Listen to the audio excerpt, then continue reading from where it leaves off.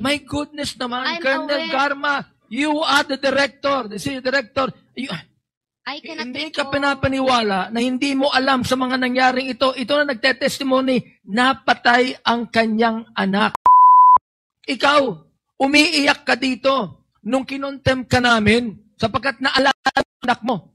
Ito, napatay yung anak niya. Sumisigaw ka pa, sinasabi mo dito, ha? Okay. Hindi ako nagagalit sa'yo. Dynamic lang ako. Ano ang gusto mong sabihin? Tell it to us now. Lie under your teeth. Dapat malaman ito ng Director General Marbil na dapat niyang asikasuhin ang ayusin ang nangyayari sa Philippine National Police.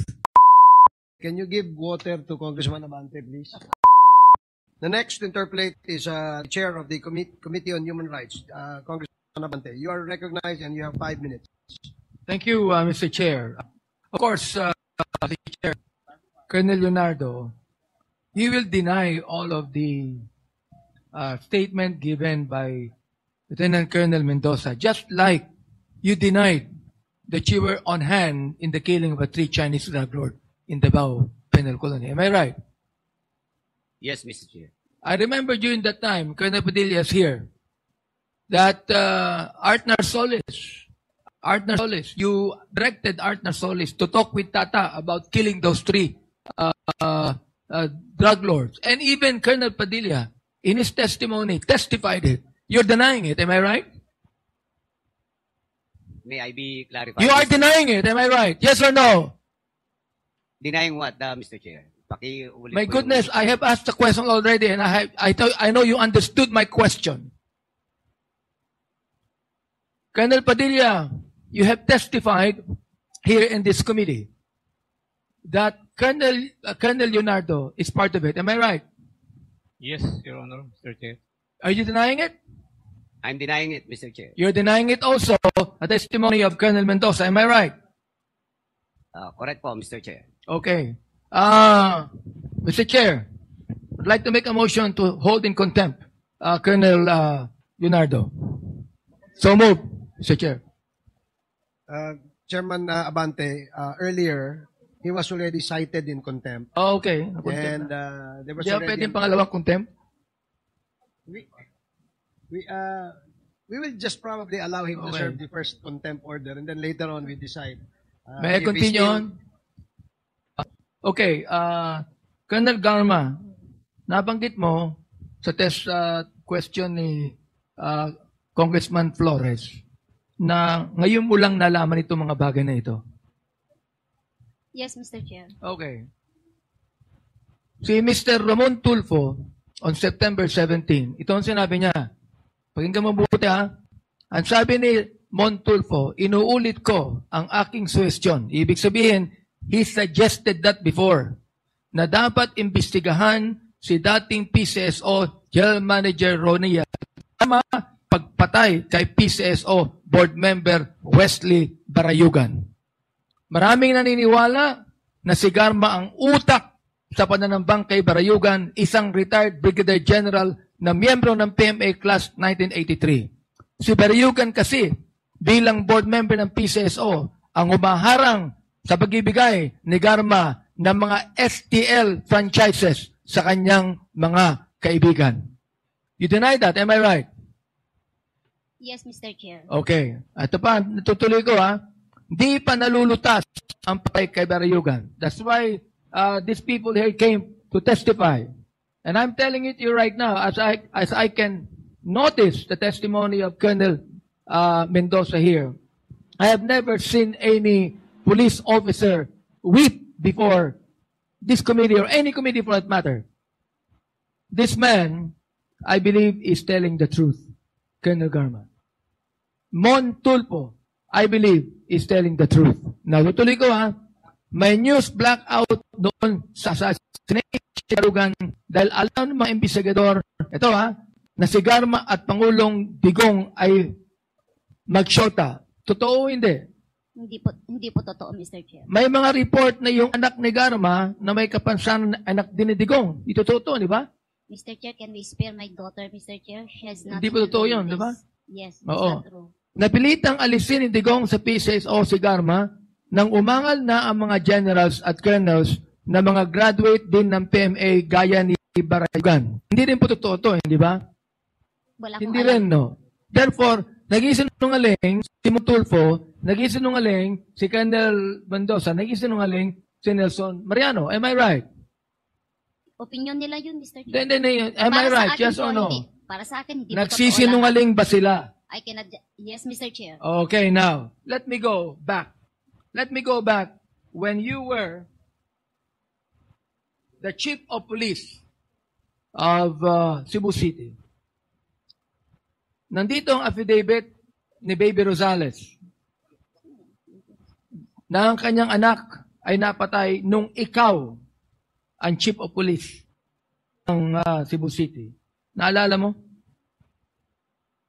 Wala pa akong natatandaan po, Mr. October 4, 2018.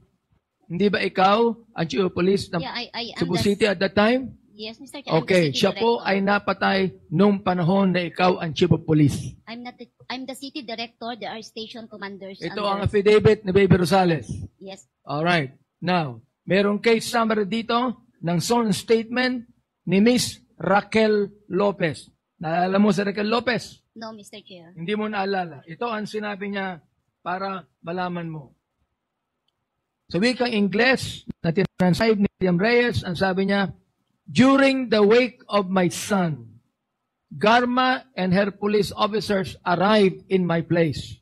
Those who were attending the wake scampered away from seeing them.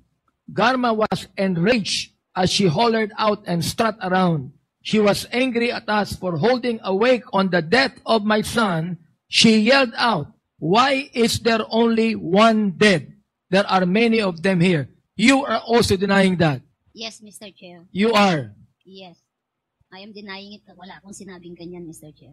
You were the you were the at that time in Cebu City. City director, Mr. Chair. You are the city director at that time. Therefore, you know this incident. Hindi pwedeng ikaw, city director, na hindi mo alam ang incidenting ito. Can I My goodness naman, I'm Colonel aware. Garma, you are the director, the city director. I cannot Hindi recall- ka pinapaniwala na hindi mo alam sa mga nangyaring ito. Ito na nagtetestimony, napatay ang kanyang anak. Ikaw, umiiyak ka dito nung kinontem ka namin sapagkat naalala ang anak mo. Ito, napatay yung anak niya. Sumisigaw ka pa, sinasabi mo dito, ha? Okay. Hindi ako nagagalit sa'yo. Dynamic lang ako. Naunawahan mo ako? Yes, Mr. Chair. To give emphasis to what I'm trying to say. Ito, nag-mention siya, during the wake of my son, Garma and their police officers arrived in my place. Ikaw pa nagsabi, nagalit ka pa at sinabi mo, why is there only one dead? There are many of them here. Nakalimutan mo ito? Hindi mo maalala? Wala akong sinabing ganyan, Mr. Chair. Well, sworn statement ito Yes, ni Your Miss Honor. Raquel Lopez. Sworn statement. Gusto ko lang sabihin sa iyo, when we cited you in contempt, you are weeping before your lawyer because you remember your own child na maiiwan, a special child. Buhay siya eh. Buhay siya, Colonel Garma. Umiiyak ka na. Buhay siya. Ito patay. Ikaw ang city director. Ito patay. Nagsalita ka pa. Nagsalita ka pa dito. Mo, bakit isa lang ang namatay? Bakit isa lang ang pinatay? Oh, samantalang napakarami nila. And you're telling me now, you're denying that, Mr. Chair? Hindi mo lang siguro maalala at baka nakalimutan mo, sa matagal na ito eh. 2018 pa ito eh. Baka nakalimutan mo, ipinapaalala ko lamang sa iyo, you're under oath here, ha? And we are trying to pass legislation so that this will not happen again.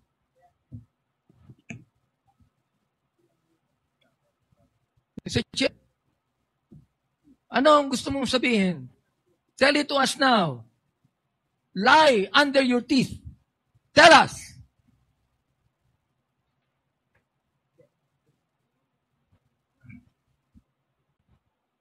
Colonel Garma, ako, hindi ko akalain bilang ikaw isang babae, no? Magagawa mo ito. You're denying it right now. You're denying everything right now. Ang dami mo nang dinanay, Colonel Garma. At nakikita po ng taong bayan dito, napakalaki ng problema ng ating kapulisan na katulad ng marami mga eskalawag.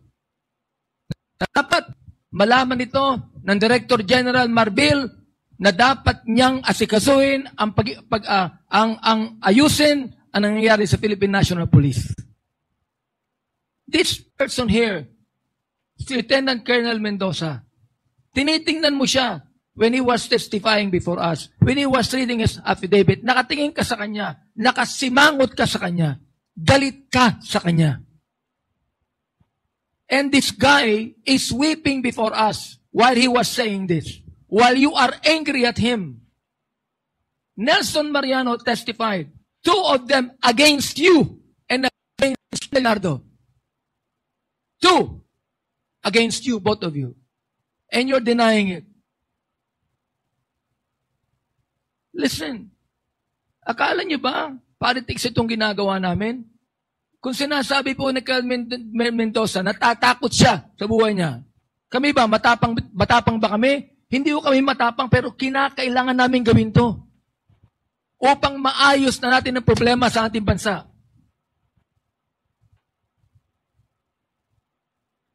Hindi ba gusto mo rin ayusin, Colonel Garma? Mr. Chair. Gusto mo rin ayusin, Colonel Leonardo? Gusto nyo rin ayusin, di ba? Yes, Mr. Chair. Ayusin natin. Magsabi kayo ng totoo. Look, I will be recommending to the Quad Committee that the DOJ, who is right now hearing this, make charges against you. My goodness. Hindi kami korte. Pero alam nyo, binanggit na namin sa inyo lahat ng legislation na nais naming gawin. Upang sabihin po sa taong bayan na ito po hearing na ito is not trying to prosecute you as criminals. But we would like to draft and file legislation that would finally stop all of the things that we are hearing right now. Ito, kayo na pa kita pinagmamasdan Mr. Chair. When Colonel Mendoza was actually reading his affidavit, and he was already weeping, and you're there looking at him, angry at him.